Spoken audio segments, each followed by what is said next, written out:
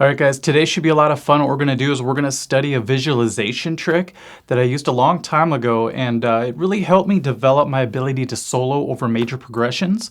So this is actually going to outline a major pentatonic scale. But here's a really cool way to look at it, and it helps you out in a lot of situations where maybe you're a little bit lost, so you just want to get back on track. So we're going to look at a little bit in detail, but for the most part, it's about visualizing today. We'll do the lesson here, and then we'll go to the main website to do the full backing track. We'll do like a challenge solo for it as well. So here's what we're going to do. Let's say we're in G major. And whenever I say G, a lot of people picture this as being the starting point. That's your lowest G that you can hit if you're tuned standard. So we have the 6th string, 3rd fret. Now we're going to try to visualize the Big Dipper while we play. And so what we're going to do is we're going to start here. And this is the handle of the Big Dipper. We're going to come up 2 frets, and then 2 more frets. So you just went up a whole step and a whole step. So the note-wise is G, A, and B. Now we're going to finish the rest of the Big Dipper. So we're going to go to the next string. We're going to go 5th fret to 7th fret. Next string, we're going to go 5th fret to 7th fret. Now we hit the octave G right here, just so you know, but you can actually add the next part of the Big Dipper as well because it's still within the scale. So note-wise, we have G, A, B, D, E, G. That's the G major pentatonic scale. We're just going to add the A at the end just to finish the shape. Then come backwards. A lot of people find success playing in this shape because it really propels you into the box shape here.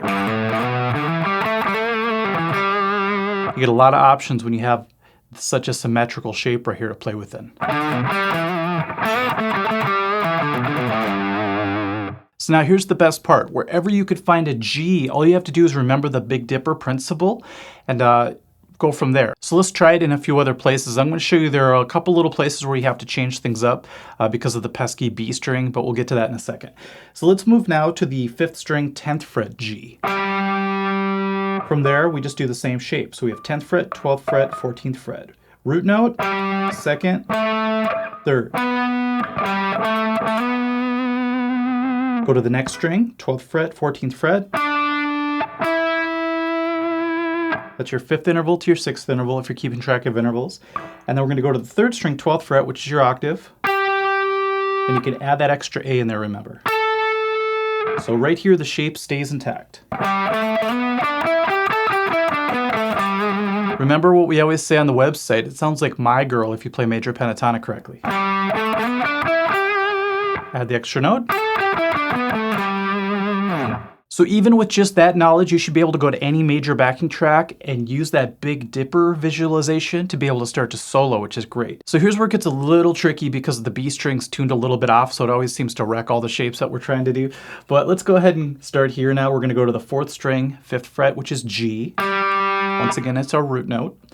Now we're going to climb up the handle of the Big Dipper, so just like before. Now we move to the 3rd string. We do 7th fret to 9th fret. So if we start over, it was 5, 7, 9 on the 4th string. On the 3rd string, it's 7, 9. Now usually to complete the Big Dipper, we would go to the next string and go 7, 9 as well, right? Because the B string is tuned differently, by a half step, we have to compensate by just moving forward 1 fret. That's universal whenever it comes to guitar, that the B string, you have to change it up a little bit. So once again, now we have...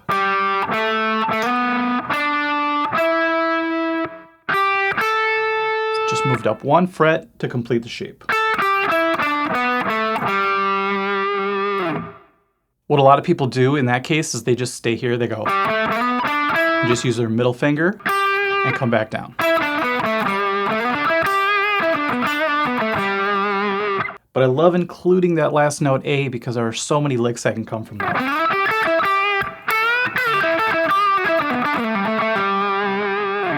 All right, so that time we had to alter the Big Dipper a little bit, but it still gets you started in the right direction. As long as you get that compensation in there, you're fine. All right, let's try it in one more place. So let's go to the 3rd string, 12th fret. So that's G. We're going to do the same beginning. That's what's great about all the Big Dippers, is they all have the handle. So we go 12, 14, 16. That's G, A, B again.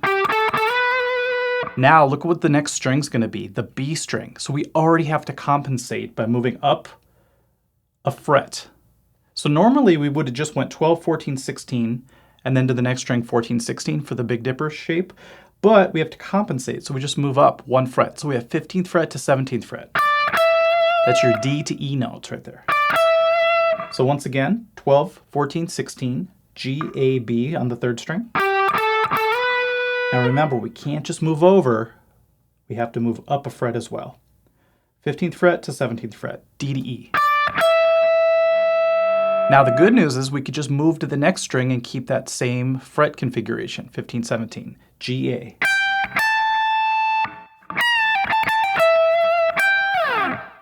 So if you just ran through that smoothly, it would be.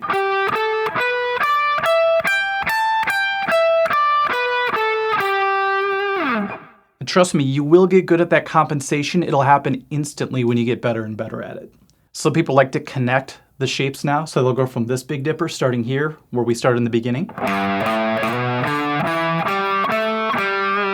Then look, you're on G right here, so you might as well connect the next Big Dipper. B string compensation. If you're here. Now we're here, this is the last one we did.